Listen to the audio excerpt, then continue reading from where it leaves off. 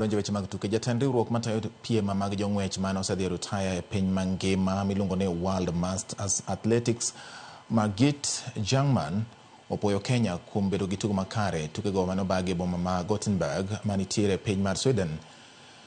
Kenya otieko thuolo mar 21 e kind pinje duto bang' yudo midila 26. Kama bende oketo Kenya e thuolo mar 2 tok piny mar Afrika ma milambo e kind chung' mar pinje Afrika. Kenya yudo midila maromo 7 mag mula, 10 mag silva to kod midila mamoko mag bronze maromo 6.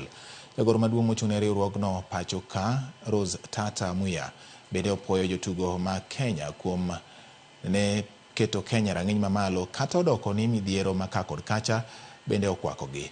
Jotugo maromo 26 gi apisas maromo 8 ma yuoro e tukego igeno ni biro mole pacho ka odiechieng' makiny.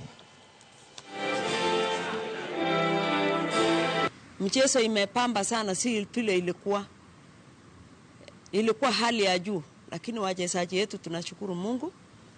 Hakuna mwenye alikonjeka, lakini wote walijaribu, tukapata medali 26.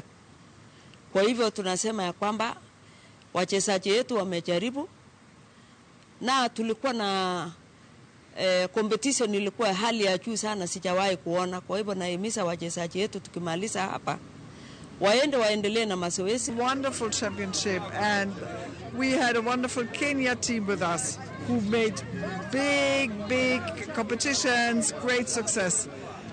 We are looking forward now to the next championship in Gainesville, in Florida, indoors, and we hope that the team will be present there as well.